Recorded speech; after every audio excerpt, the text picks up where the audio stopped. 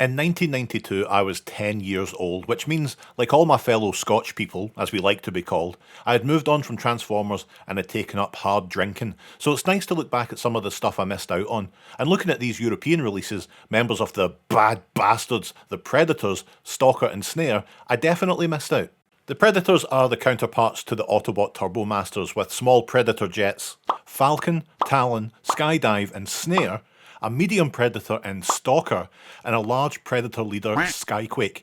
They are all, and I don't mean to be crass here, rad as fuck. Stalker's the only land-based Predator acting as a communication specialist. See his wee satellite dish here? You know, he's definitely got a bit of the sound waves about him with that head sculpt. And hey, if you want to talk light piping, you'd better hurry up, because while this lad has light piping for days, I don't know how much more time I can dedicate to it in this video. In the early 90s it was customary to slap the boldest and brightest colours onto your toys, lots of electric pinks and greens, and Stalker makes good use of this, coupled with that teal and black. Oh, it's a good colour scheme. The gold touches on the chest and the battle mask really help to make him feel special. And something else I appreciate, wee doors on the back of his legs to make everything nice and clean.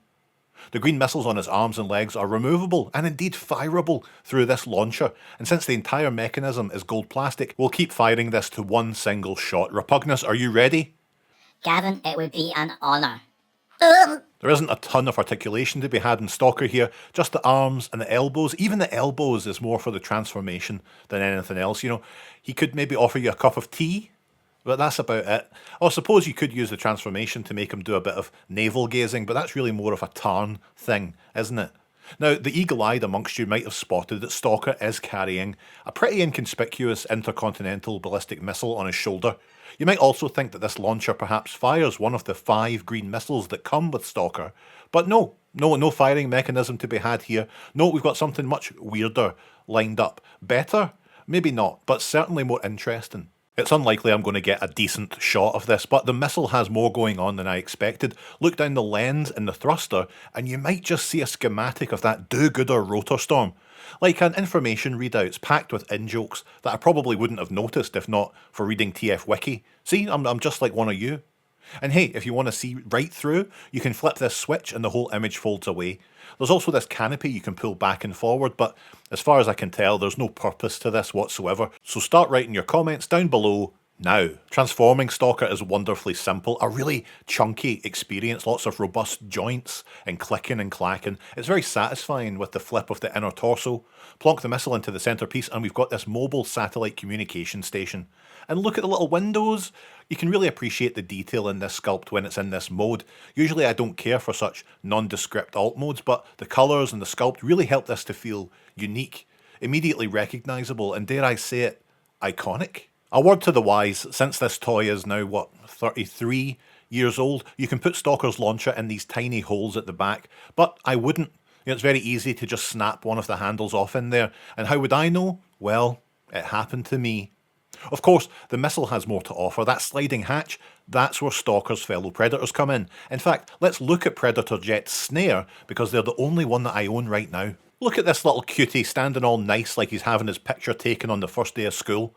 Like Stalker, we've got very bright translucent plastic, fantastic light piping, and very limited articulation. You can raise Snare's arms and, well, that's it. But he does have space for a missile on each wing, and of course has his own launcher. And no, this isn't just Stalker's launcher. What a daft thing to accuse me of. Where's Stalker's launcher? You're asking. Well, he loaned it to someone else. See, now you feel stupid. Transformation of Snare is ridiculously simple. Fold up the head and pull out the landing gear. That's ridiculous. Push the legs up by 1 centimetre and fold the feet back to reveal even more landing gear. It's a fine jet mode. I do wish there was more we could have done to hide the obvious shoulders and arms, but it's still a very fun little fella. There's even a peg hole underneath to put his launcher there, but I'm not going to even attempt that. Are you mad? I've only got one complete launcher left, you know? I mean, one for each of them, of course. Underneath the jet we have a mechanism that swings out, and as God is my witness, you can connect Snare here to Stalker's missile using the hatch. Take 10 or 15 minutes to make sure this fits without breaking it, and when you do, a translucent plate swings down, replacing that image of Rotor Storm with something. TF Wiki says it's Turbomaster Boss firing their gun. I don't know why the Decepticons are sending each other these pin-up shots of the Autobots' heroic actions.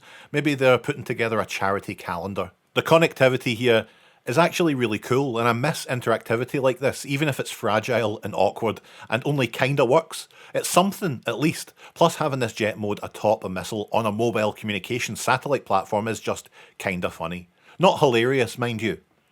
Okay, now it's hilarious.